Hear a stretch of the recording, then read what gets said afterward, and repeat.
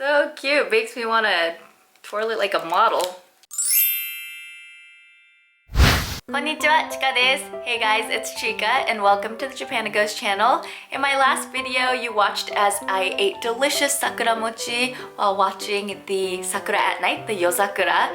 It is the perfect combination of salty and sweet, and the texture of the rice, the mochi rice, is so good. But you probably couldn't really see what the sakura mochi looked like because it was so dark. So today I'm going to show you. And I meant to just buy sakura mochi, but I ended up buying a ton of other stuff. So I'm just gonna give you an overview of mochi snacks today. Sakura season is kind of over in Tokyo, but I did manage to find a store that was selling sakura mochi still. This is the Kansai style sakura mochi with the grainy rice. See the grains? A lot of people in Japan, I think, thinks that this is the original sakura mochi, but the Kanto style, the smoother crepe-like sakura mochi, is actually the original. But I couldn't find the Kanto style anywhere. What? So here's a picture of it, and it looks like this. And this one is called Chomeiji, and that's a temple in the Sumidaku ward. The Sumidaku is where like the sky tree is, and it's actually a very popular sakura viewing spot. Who came up with this, wrapping this mochi in that sakura leaf?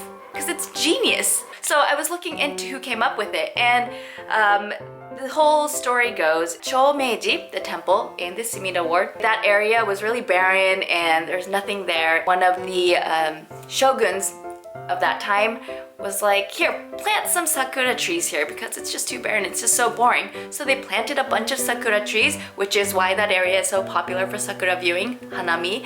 One of the guards of that temple was just sitting there, probably bored because there's nothing to guard, and was looking up at the sakura trees thinking, wonder if there's anything we can do with those leaves. And they decided to pickle the leaves and use it to wrap the sakura mochi with. Some of you guys in my last video asked how they go about, getting the leaves and things. They actually harvest them from May to August, and then they pickle them for 6 months. And then it's spring, so perfect timing to eat sakura mochi, right? Also, by pickling these leaves, it produces an organic chemical compound called coumarin, which is what produces that unique flavor. You really have to eat it to know what that is. Please note that coumarin can be toxic if consumed in large amounts, so please be careful. I should be careful. All right, so on to our next snack. We've got kashiwa mochi. Looks like a big leaf, but there's mochi inside. I got the one with kusa mochi. Kusa is grass, so grass rice cake. The kashiwa is is a type of tree, and this is the kashiwa leaf. Perfect timing to talk to you guys about kashiwa mochi because we eat this for Tango no Sekku, which is May 5th. It's also Kids Day. The reason why they eat kashiwa mochi for Kids Day is because on the kashiwa tree, the old leaves don't fall off until the new buds start sprouting. So that kind of signifies kids growing up and, continuing the family with new generations. Okay, next we've got a really, really cute snack. Ichigo daifuku. So cute, makes me want to twirl it like a model.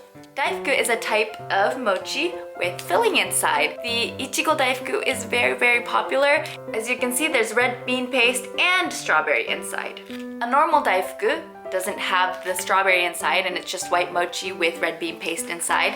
But lately, they've come up with all sorts of different types of daifukus, a lot of them with fruit inside. The origin of the Ichigo daifuku is an ongoing debate between two Japanese confectionery brands. So I don't know which one it really comes from, but around 1986 is when these things became popular. And I can see why. They're very cute and they're delicious. What more can you ask for? Daifukus used to be called uzura mochi. Uzura is Japanese quail because it was round and fluffy like the stomach of a quail. And back then, it used to just be rice cake, mochi, with salted soybean in it. The sweet daifuku that we know of today came about during the Edo period when this lady decided to invent her own rice cake snack, and she decided to put sweet red bean paste in mochi. She called this snack daifuku mochi, but back in the day, the characters were a little bit different. It was big stomach rice cake. As time passed, the character for stomach, fuku, was replaced by the character which means happiness and luck, which is also red fuku. So it didn't change the pronunciation of the name, but just gave it a bit of a different meaning good luck mochi. Alright, now for the last two mochi snacks I'm going to tell you guys about. These are called ohagi. It's basically the opposite of a daifuku in that there's red bean paste on the outside and mochi on the inside. This one is ohagi with koshi an. An comes from anko, which is red bean paste, and koshi means it's basically like mashed. I mean, that's what paste is, but it's like super mashed red bean. And this one is kind of semi-mashed red bean. This is called tsubu an.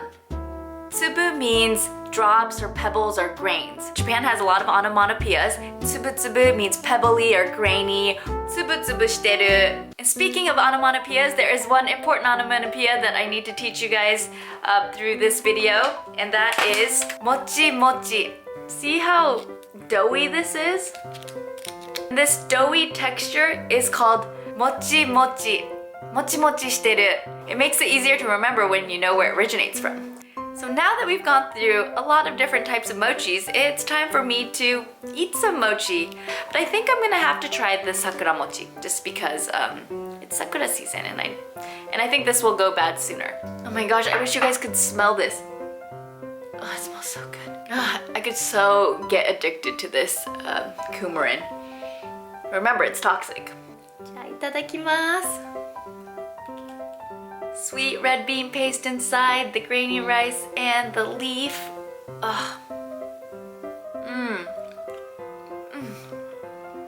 It's so good. If you come to Japan and it's like your first time, please enjoy the traditional snacks that they have. Yeah, the wasabi flavored, whatever, and the all those interesting types of Japanese snacks are cool. They're cool and they're all good, but before you go all out and do all the pop culture stuff, have a sakura mochi please, because it's just delicious and it's so good. Yeah, I'm going to the States on Friday, by the way.